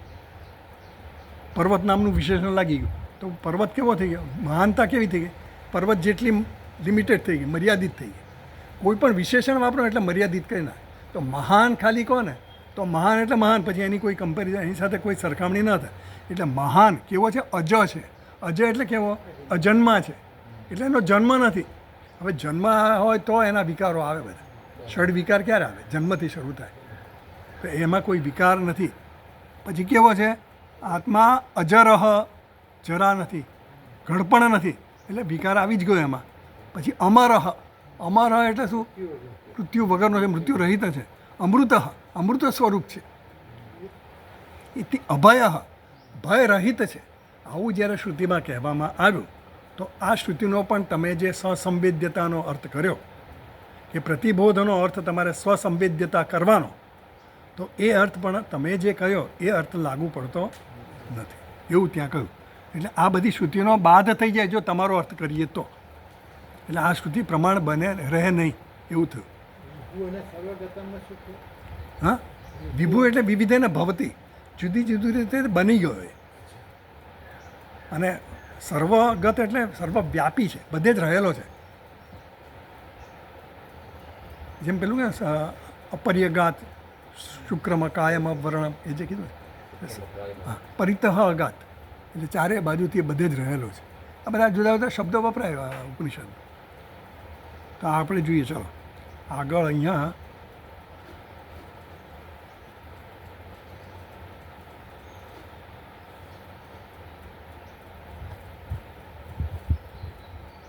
હવે આનંદગીરીમાં કહે છે છેલ્લેથી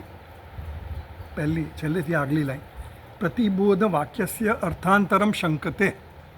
એટલે પ્રતિબોધ જે શબ્દ કીધો ને, પ્રતિબોધ, એનો બીજો અર્થ હવે કહે છે. આ બૌદ્ધ મતનો કીધો અર્થ, તો હવે બીજો અર્થ કહે છે. પ્રતિબોધ વાક્યાસ્ય અર્થાંતરમ શંકતે, એટલે આ વાક્યનો બીજો અર્થ કહે છે. તો હવે કહે છે યત પુનઃ ઇતિ, યત પુનઃ પ્રતિબોધ શબ્દેન નિર્નિમિત્ત બોધ પ્રતિબોધ યથા સુપ્તસ્ય ઇત્યર્થઃ પરિકલ્પયંતી. તો એમ કે છે યત પુનઃ, અને આ સિવાય પણ શું? પ્રતિબોધ શબ્દેન નિર્નિમિત્ત બોધ પ્રતિબોધ, કોઈક એવો અર્થ કરે છે આ સિવાયનો, જે સ્વસંવેદ્યતા કર્યો એ સિવાયનો પણ બીજો અર્થ એવો હોય કે પ્રતિબોધ શબ્દનો અર્થ નિર્નિમિત્ત, નિમિત્ત રહિતનો બોધ, નિર્નિમિત્ત જ્ઞાન, પ્રમાણ રહિતનું કોઈ જ્ઞાન, પ્રમાણની અપેક્ષા વગરનું કોઈ જ્ઞાન હોય તો સ્વસંવેદ્ય કીધું ને. સ્વસંવેદ્ય એટલે એને કોઈ બીજા પ્રમાણની આવશ્યકતા નથી એવું જ્ઞાન ધારો કે કરો તો નિર્નિમિત્ત બોધ પ્રતિબોધ. એટલે પ્રતિબોધનો અર્થ નિર્નિમિત્ત બોધ, કોઈ પણ પ્રમાણ દ્વારા જન્મેલું જ્ઞાન નહીં એવું કરો. એટલે પ્રમાણ રહિતનું જ્ઞાન એવું કરો. એટલે એવું જ્ઞાન કરો તો શું વાંધો? નિર્નિમિત્ત જ્ઞાન એટલે ઇન્દ્રિય નહીં, મન નહીં, કોઈનું નિમિત્તની જરૂર નથી, કોઈના સપોર્ટ વગર, કોઈની મદદ વગરનું જ્ઞાન એવું કરો તો એ પ્રતિબોધ થયું કહેવાય. એટલે એમ કહે છે કે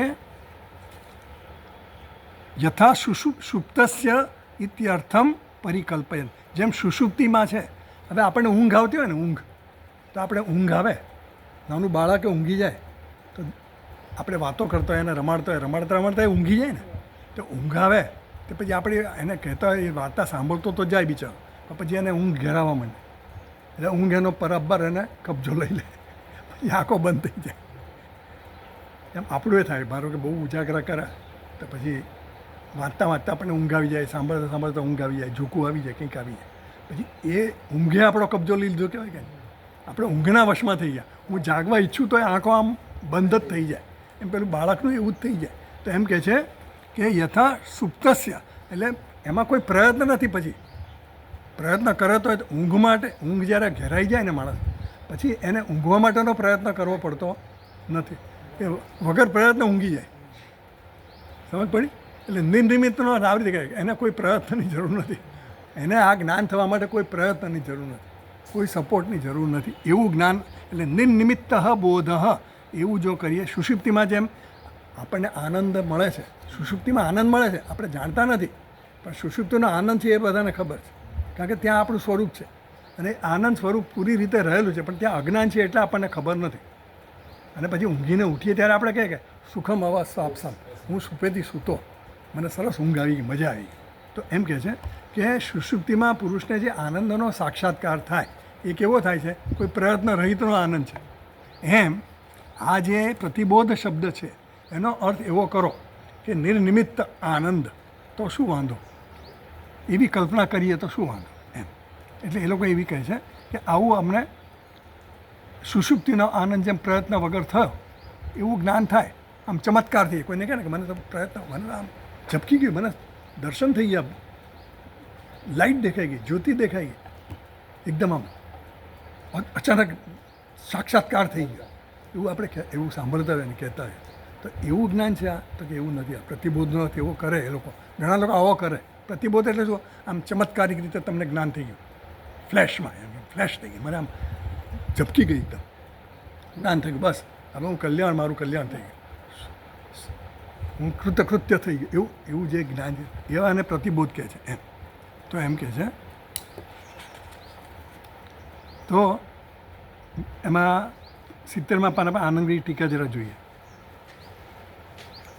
છેલ્લી લાઈન 70મા પાના. બ્રહ્માહમ અસ્મિ ઇતિ ચિંતયત યાવત ચેતો વ્યાપૃતિ તાવત સંપ્રજ્ઞાત સમાધિ નિવૃત્તે ચેતો વ્યાપારે યહ પરમાનંદ સાક્ષાત્કાર સૌષુપ્ત આનંદ સાક્ષાત્કારવત સહ અસંપ્રજ્ઞાત સમાધિ પ્રતિબોધ ઉચ્યતે. એટલે આમાં એ પ્રતિબોધ કોને કહે છે? એટલે એમ કહે છે કે બ્રહ્માહમ અસ્મિ, અહમ બ્રહ્માસ્મિ, હું બ્રહ્મ છું, એવી વૃત્તિ જ્યારે કોઈ પણ માણસ ધ્યાન કરતો હોય તો અહમ બ્રહ્મ, અહમ બ્રહ્મ, અહમ બ્રહ્મ, અહમ બ્રહ્માસ્મિ, અહમ બ્રહ્માસ્મિ, હું બ્રહ્મ છું, હું બ્રહ્મ છું, એવું ધ્યાન કરતો હોય તો એ જે વૃત્તિ છે ને, જ્યાં સુધી અહમ બ્રહ્માસ્મિ વૃત્તિ જળવાઈ રહે, અહમ બ્રહ્માસ્મિ, સોહમ સોહમ, આવી જે વૃત્તિ જળવાઈ રહે તો ત્યાં સુધી જ્ઞાતા, જ્ઞેય અને જ્ઞાનનો વ્યવહાર છે. એટલે આ સવિકલ્પ સમાધિની વાત છે. સવિકલ્પ સમાધિ એમાં શું છે? દ્વૈત છે. હું ત્રિપુટી છે. એટલે હું ધ્યાન કરનારો ધ્યાતા છું, ધ્યેય વિષય છે મારો ધ્યાન કરવાનો, અને એના પરિણામે મને ધ્યાન થાય છે. તો આ ત્રિપુટી છે. એમ જ્ઞાતા, જ્ઞેય અને જ્ઞાન, આવી ત્રિપુટી રહેલી છે. એટલે જ્યાં સુધી અહમ બ્રહ્માસ્મિ કરું, પણ જ્યાં સુધી આ વૃત્તિ, પેલી જે વૃત્તિ છે હું કરતા છું, ભોગતા છું, અથવા તો હું જ્ઞાતા છું, તો આ જ્ઞાતા ક્યારે બનવું? જ્ઞેય હોય ત્યારે. એટલે આ ત્રિપુટી જ્યાં સુધી રહે અને અહમ બ્રહ્માસ્મિ વૃત્તિ તમે કર્યા કરો, તો જ્યાં સુધી પેલી વૃત્તિ જાય નહીં, એટલે એ કેવી છે? સંપ્રજ્ઞાત સમાધિ એ લોકો કહે. યોગની ભાષા છે સંપ્રજ્ઞાત સમાધિ, એટલે સવિકલ્પ સમાધિ જે છે. તો એ જે જ્ઞાન થાય એ કેવું જ્ઞાન છે? સંપ્રજ્ઞાત સમાધિનું જ્ઞાન છે એ કેવું છે? દ્વૈતનું જ્ઞાન છે. એમાં હું જુદો, મારો ધ્યેય વિષય જુદો, અને એના પરિણામે જે કંઈક મને થાય અનુભવ એ પણ જુદો. તો એ સવિકલ્પ સમાધિ કહેવાય. તો એમ કહે છે નિવૃત્તે ચેત. પછી આ અહમ બ્રહ્માસ્મિ એકદમ સબળ, તમારો ઉપાસના તમે સખત એનું ધ્યાન કર્યા જ કરો, અને એ વૃત્તિ પછી તમારી એકદમ સબળ થઈ જાય, નિષ્ઠા આવી જાય તમારી એનામાં, તો પછી પેલી વૃત્તિઓ બધી ધીરે ધીરે જતી રહે. આ વૃત્તિ જળવાઈ રહે અને પેલી વૃત્તિ ધીમે ધીમે પછી જતી રહે. એટલે કારણ કે આ બધો ટેવનો નિધિધ્યાસન આપણે જે કહીએ નિધિધ્યાસન આપણે કરીએ, હું જીવ છું જીવ છું જીવ છું, અત્યારે આપણને કેવું જ્ઞાન છે, એના માટે કંઈ ધ્યાન નથી કરવું પડતું, સ્વાભાવિક છે. હું કરતા છું, હું દેહ છું એવું કહેવા માટે તમને કહેવું નથી પડતું કે તમે દેહ છો, હા પાછા એવું કહેવું નથી પડતું, એ તો સ્વાભાવિક થઈ ગયું. હું જીવ છું એ આપણને કેવું સ્વાભાવિક. આમ ઊંઘમાંથી જગાડીને પૂછતો હોય તો હું દેહ છું એ મને ખબર જ છે, ભાઈ હું છું. હું છું એટલે કોણ? હું ફલાણો ફલાણો છું, હું દેહને આત્મા માનું છું. એટલે તો એ જ્ઞાન કેવું છે? સ્વાભાવિક છે. એ જ્ઞાનની જગ્યાએ હવે હું બ્રહ્મ છું એવું જ્ઞાન સ્થાપિત કરવું હોય તો એ અહમ બ્રહ્માસ્મિ અહમ બ્રહ્માસ્મિ અહમ બ્રહ્માસ્મિ એ સતત વૃત્તિ જળવાઈ રહે તો પેલું જ્ઞાન જે છે એ અસંપ્રજ્ઞાત સમાધિ કીધી એ લોકોએ, એટલે નિર્વિકલ્પ સમાધિ થઈ ગઈ. એટલે આપણે જે નિધિધ્યાસન કહીએ એ, એટલે જ્યારે નિધિધ્યાસન થાય ત્યારે પછી આ વૃત્તિ જે થઈ બધી પેલી વૃત્તિ એ કરતા છું, ભોગતા છું, જીવ છું, સુખી છું, દુઃખી છું, એ બધી વૃત્તિ જતી રહે. તો એ જે જ્ઞાન થયું એ કેવું જ્ઞાન છે? એ સાક્ષાત્કાર જ્ઞાન થયું. અહમ બ્રહ્માસ્મિ એ હજી વૃત્તિનું જ્ઞાન છે, ત્યાં પણ વૃત્તિ છે જ, હજી એ વૃત્તિ છે ત્યાં સુધી જ્ઞાન થયું નથી. પણ એ વૃત્તિ જ્યારે આવરણ ભંગ કરે, આપણું જે અજ્ઞાન છે, આવરણ ભંગ એટલે શું કે હું જીવ છું એ આવરણ છે, હું દેહ છું એ આવરણ છે. એ દેહ છું એ બ્રહ્મ છું ક્યારે થાય? હું દેહ છું ત્યારે એ વૃત્તિ આખી આ અહમ બ્રહ્માસ્મિ જળવાઈ રહે ત્યારે એ આવરણ ભંગ કરે તો પછી એ વૃત્તિનું શું થાય? વૃત્તિ તો રહી ને પાછી અહમ બ્રહ્માસ્મિ, હું બ્રહ્મ છું એ વૃત્તિ તો ને, એટલે હું બ્રહ્મ છું એટલે હું એટલે પાછો હું કોને હું કહું છું એ પણ આધાર રાખે, અહંકારને પણ માનું, દેહને પણ માનું. તો જ્યાં સુધી આવો દ્વૈત રહેશે ત્યાં સુધી અહમ બ્રહ્માસ્મિનું જે આવરણ છે એ હજી પૂરું થયું નથી, ગયું નથી. એને જવા માટે પાછું શું છે? એ વૃત્તિને મારે એકદમ નિષ્ઠ બનાવવી પડશે, એમાં નિષ્ઠા બનાવવી. અહમ બ્રહ્માસ્મિ એ મારે વૃત્તિને જાળવવી પડશે.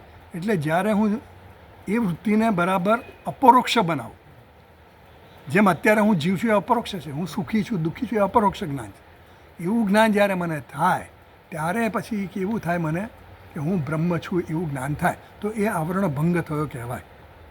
અને આવરણ ભંગ થાય એટલે પછી વૃત્તિ રહે નહીં. જ્યાં સુધી વૃત્તિ છે ત્યાં સુધી આવરણ છે. વૃત્તિ જ્ઞાન જે છે ને એ અંતઃકરણની વૃત્તિ છે, અને જ્યાં સુધી અંતઃકરણ છે ત્યાં સુધી આત્મા નથી. અંતઃકરણ જુદું છે મારાથી. જ્યાં સુધી અંતઃકરણ છે ત્યાં સુધી અંતઃકરણની વૃત્તિઓ છે, અને જ્યાં સુધી વૃત્તિઓ છે ત્યાં સુધી દ્વૈત ભાવ રહેવાનો છે, વૃત્તિ જ્ઞાન રહેવાનું. પણ જ્યારે અહમ બ્રહ્માસ્મિ વૃત્તિ સતત જળવાઈ રહે અને એ અહમ બ્રહ્માસ્મિ વૃત્તિ પરિણામે શેમાં? જેમ પેલી ફટકડીનો દાખલો આપે છે આત્મબોધમાં કે ફટકડી હોય ને, અશુદ્ધ પ્રાણી જે હોય, પાણી એકદમ ચોમાસામાં ડોળું થઈ ગયું, હવે ડોળું પાણીને શુદ્ધ કરવું હોય તો ફટકડી નાખીએ ઉપરથી તો ફટકડી એ અશુદ્ધિને લઈને નીચે બેસી જાય અને પાણી શુદ્ધ થઈ જાય. એમાં અહમ બ્રહ્માસ્મિ વૃત્તિ જે છે એ અહમ બ્રહ્માસ્મિ વૃત્તિ એટલી બધી સ્ટ્રોંગ થઈ જાય, પ્રબળ થઈ જાય કે જેથી જે અશુદ્ધિ બધી હું કરતા છું, ભોગતા છું, જીવ છું, દેહ છું, એ બધી વૃત્તિને લઈને એ બેસી જાય નીચે. બેસી જાય એટલે એ એને દૂર કરી દે. અને હું કેવો છું? જીવ છું એ જતું રહે અને બ્રહ્મ છું એ મારું આત્મસાત જ્ઞાન થઈ જાય, એવું કહેવાનો મતલબ છે. તો એ જે છે એ એમ કહે છે, આગળ વાંચી લઈએ ચલો એક પેલી લીટી. સકૃત વિજ્ઞાનમ પ્રતિબોધ ઇતિ અપરે. તો બીજા લોકો કહે છે ને તો એ લોકો શું કહે? સદ્યો મુક્તિ. સકૃત વિજ્ઞાન એકવાર જ, એકવારના જ્ઞાનમાં મને મુક્તિ મળી જાય એવું કહેનારા છે, સદ્યો મુક્તિ. તો એમ કહે છે પ્રતિબોધ કોને કહેવાય? જે સદ્યો મુક્તિ છે ને, તાત્કાલિક મુક્તિ મળી ગઈ આપણને, અભ્યાસ કરતાં કરતાં કરતાં કરતાં કરતાં એકદમ જ મુક્તિ મળી ગઈ તો એને સદ્યો મુક્તિ. આપણે એ અભ્યાસ કરતાં કરતાં એ તો હજી ટાઈમ લાગ્યો, ક્રમો થયો, પણ આ તો સદ્યો મુક્તિ એટલે પૂર્વના સંસ્કારો કંઈક હોય એવા, જેમ વામદેવને થયું હતું ને ગર્ભમાં કે મને તો હું સૂર્ય બની ગયો, હું ચંદ્ર બની ગયો, આકાશ બધું હું બની ગયો ટૂંકમાં. એને ગર્ભમાં જ, માના ગર્ભમાં જ એને જ્ઞાન થઈ એવું જ્ઞાન. તો એવું સદ્યો મુક્તિ એટલે એ જીવે છે ત્યારે જ મુક્ત થઈ ગયું, જીવન મુક્તની વાત થઈ. તો એવો વ્યક્તિ એને પ્રતિબોધ થાય એવું કહેનારા કહે છે કે એને પ્રતિબોધ કહેવાય. તો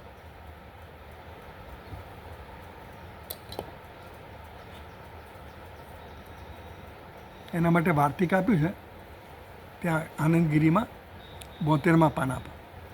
બીજા નંબરે તદુક્તમ વાર્તિક કૃતા અપરાયત્ત બોધે હિ નિધિધ્યાસનમ ઉચ્યતે. પરાયત્ત એટલે પરાધીન, પરતંત્ર. અપરાયત્ત એટલે અપરાધીન, અપરતંત્ર એટલે સ્વતંત્ર. એટલે સ્વતંત્ર બોધે હિ નિધિધ્યાસન ઉચ્યતે એટલે નિર્નિમિત્ત. સ્વતંત્ર એટલે નિર્નિમિત્ત, નિમિત્ત વગરનો બોધ જે હોય ને એને નિધિધ્યાસન કહેવાય. નિધિધ્યાસન એટલે શું કે આપણે હું ધ્યાતા અને ધ્યાન એક બની જાય. ધ્યેય વિષય અને ધ્યાતા એટલે ધ્યાતાનું ધ્યાન એમ કહીએ આપણે. કોનું ધ્યાન કરો છો? નિધિધ્યાસનનો શબ્દ વાપરીએ ને ત્યારે આપણને સ્વામીજી એવું કહે ધ્યાતાનું ધ્યાન. ધ્યાતા હું છું અને ધ્યાન કોનું કરું છું? હું ધ્યાતાનું ધ્યાન કરું છું. તો ધ્યાતાનું ધ્યાન એને નિધિધ્યાસન એટલે સ્વતંત્ર બોધ એટલે કે નિર્નિમિત્ત. નિમિત્ત હોય તો સ્વતંત્ર ન કહેવાય. નિમિત્ત એટલે ઇન્દ્રિયનું કે બીજા કોઈ મનની કે એની જરૂર પડે અને પછી જ્ઞાન થાય એ કેવું થયું? નિમિત્તવાળું જ્ઞાન થયું. સુષુપ્તિમાં જ્ઞાન થાય છે, આપણને જ્ઞાન થતું નથી પણ અનુભવ થાય છે. તો એ જે છે અનુભવ એ કેવો છે? નિમિત્ત છે. શેનો નિમિત્ત છે? સુષુપ્તિ નિમિત્ત છે. આમ તો કર્મ અંતિમ તો કર્મ જ એના માટેનું કારણ છે, પણ આપણે સુષુપ્તિ કહીએ તો સુષુપ્તિને કારણે આપણને એ અનુભવ થયો સુખનો સુષુપ્તિમાં. તો એમ કહે છે કે નિમિત્ત રહિતનું જે જ્ઞાન છે એને નિધિધ્યાસમ ઇતિ ઉચ્યતે. અથવા અક્રિય, આનંદગીરી ટીકામાં જ વાંચ્યું, અથવા અક્રિય બ્રહ્માત્મત્વ અનુભવે સતી પ્રમાતૃત્વ અનુપપત્તૌ પુનઃ જ્ઞાન અસંભવાત સદ્યો મુક્તિ કારણમ સકૃત વિજ્ઞાનમ પ્રતિબોધ ઉચ્યતે. જે આપણે કહ્યું ને એ જ કે ભાઈ અક્રિય બ્રહ્માત્મત્વ અનુભવે એટલે હું આત્મા અક્રિય છું. અહમ બ્રહ્માસ્મિ એટલે હું અકર્તા છું, અભોગતા છું, હું દેહ નથી વગેરે જે કહ્યું ને અનુભવે સતી એ જ્ઞાન થવાથી કરતા રહે નહીં. પછી પ્રમાતૃત્વ અનુપપત્વ પછી કોઈ પ્રમાતા રહેતો નથી, કોઈ જ્ઞાતા રહેતો નથી, એટલે ત્રિપુટી રહેતી નથી. જ્યારે અહમ બ્રહ્માસ્મિ થઈ ગયું પછી કોઈ ત્રિપુટી રહેતી નથી. પુનઃ જ્ઞાન અસંભવાત એટલે પછી એકવાર જ્ઞાન થયા પછી જ્ઞાન કોને થાય? પછી જ્ઞાન થઈ ગયું પછી હવે જ્ઞાન થવાની જરૂર રહી નહીં. એટલે પછી શું થયું? સકૃત વિજ્ઞાનમ પ્રત્યે. તો એવો જે જ્ઞાતા છે જેને આવી રીતે જ્ઞાન થઈ ગયું એને પ્રતિબોધ કહેવાય. એવો એક મત છે. આવા બધા મતો ભાષ્યકારે લીધા અને એમનું કહેવાનું મત પછી આગળ એમ કહે છે, આગળનું ભાષ્ય વાંચી લઈએ જરા. નિર્નિમિત્ત સન્નિમિત્ત સકૃદ્વા અસકૃત્વા પ્રતિબોધ એવ હિ સહ. એટલે ભાષ્યકાર હવે કહે છે કે ભાઈ નિર્નિમિત્ત હોય કે સનિમિત્ત હોય. સકૃત એટલે કે એકવાર હોય કે અસકૃત એટલે કે વારંવાર હોય, અનેકવાર હોય. એવ હિ સહ પ્રતિબોધ એ જે પ્રતિબોધ છે એવું તમે કહેતા હોય તો તમે માનો. અમે આ વસ્તુમાં માનતા નથી. અમે તો જે અમારો જે અભિપ્રાય છે એ અમારો અભિપ્રાય સાચો છે. એટલે તમારે જે માનવું એ માનો. આપણે ઘણીવાર કોઈને સમજાવીએ પણ સમજીને ભાઈ તું તારે જે સમજવું એ સમજો.